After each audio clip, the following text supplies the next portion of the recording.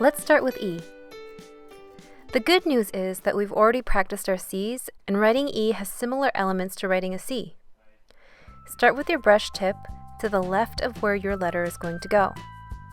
Bring the brush tip down, lift over to the right, bring down the brush with heavy pressure. To finish the E, lift the brush tip up and over to the right for a short tail.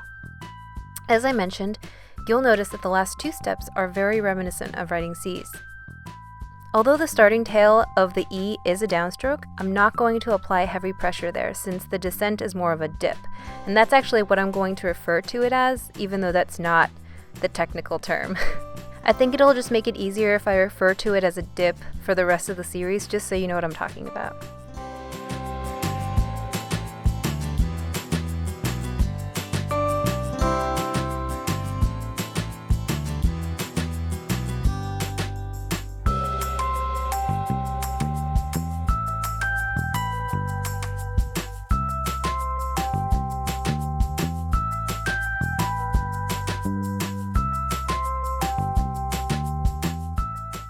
Like we practiced for the first two lines, start with the dip into the E first. I find that I never connect it either. I dip, then lift my brush off the paper, and then I continue where the tail ends. When coming out of the E, I end my tail when it touches the next guideline. When I connect the E's, you'll see why it's important to make sure that the tail of the E is high enough. When you're repeating E's, you don't have to repeat the dip since the tail acts as a lead into the letter, so it should go dip, letter, letter. Next, we're going to practice our F's. The lead into the F is similar to the lead into the E, except it touches the bottom guideline. I tend to pause after that first dip, just like I did with the E. From there, place the brush tip back down from where you left off, bring it up, and loop back down with heavy pressure once you hit the middle guideline.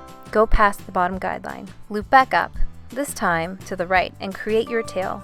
This is very similar to the tails that we've done for the C and E. I make the bottom parts of my F's shorter than the head or the part above the bottom guideline.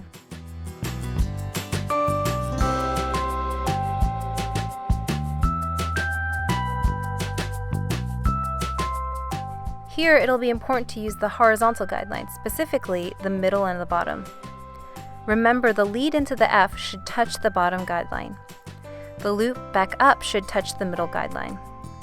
And when you loop back up from the downstroke, you should end on the bottom line making your tail.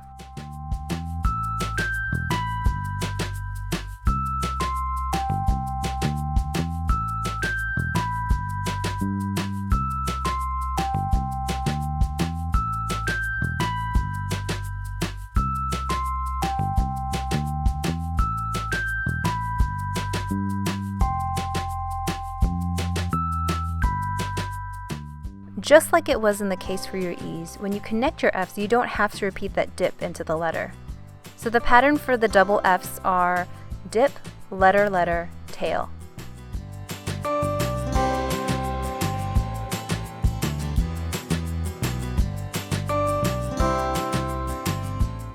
Okay, now let's move on to G.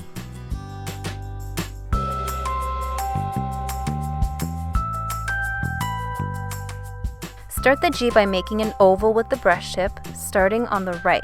Does it look familiar? It should, because we did this for the letter A. Just like A, we need to make a stem for our G's, except this stem will extend beyond the bottom guideline. You can make them various lengths, depending on the style that you're going for. I tend to make the bottoms of my G long. Loop back up and cross over that stem to the right to leave a flick or tail at the end. That's a stylistic choice, so although I like doing it to my G's, you don't have to. And that's what I love about modern calligraphy, is that there's so many styles and you can do what you want.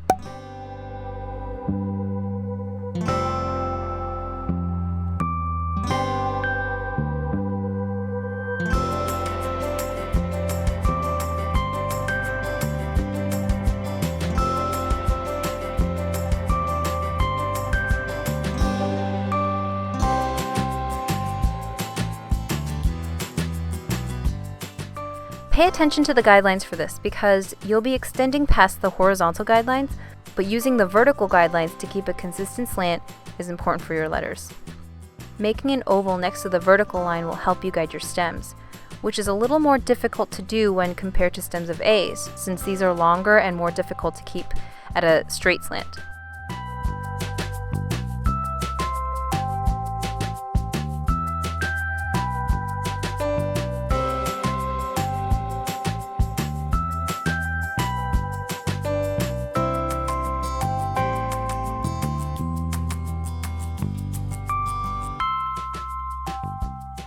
Okay, as you're making your double G's, remember to keep the tail of the first G straight so that you can connect it naturally with the second G. Technically, you don't have to lift the brush off the paper, and you can actually just go straight into the second G, which I actually do sometimes. But for a more clean or uniform look, I tend to try and make my second G's look very similar to my first ones. Again, that's a stylistic choice. So of course you can change it and do whatever you want with it over time, and as you're doing this more and more, you'll find that you're just making those choices on the fly.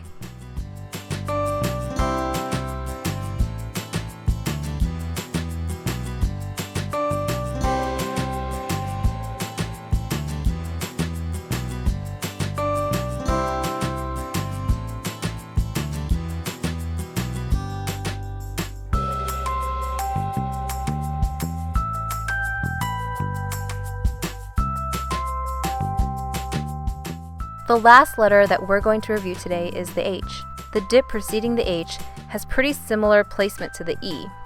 Again, I tend to lift the brush off of the paper after doing that dip. From the dip, lift your brush up, and once you hit the top guideline, start to descend into a downstroke with heavy pressure. Lift your brush up again with light pressure to make the hump of the H.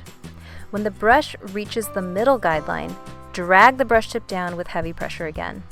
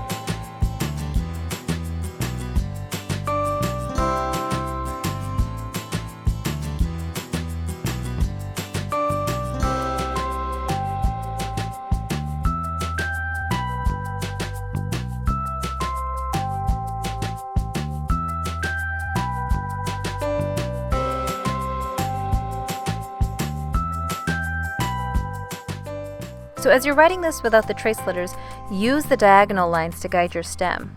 In the same way, make sure to be mindful of the horizontal lines.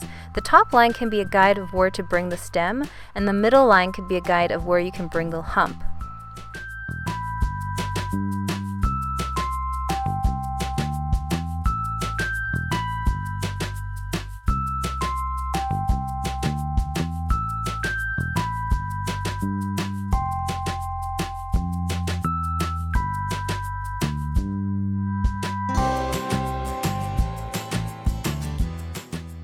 You're not going to be writing double H's outside of these drills, so if you want to practice connecting H's with A or E, you can try it out.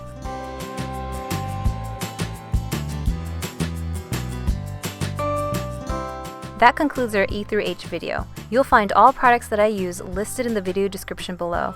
Subscribe to stay tuned for more lettering videos, and don't forget to sign up for my mailing list to download these calligraphy guide sheets if you haven't done so already. To support me, you can visit my Patreon page where you can get access to early YouTube content and lettering videos. Visit www.inkrilla.com to get your guide sheets today. Thanks for watching!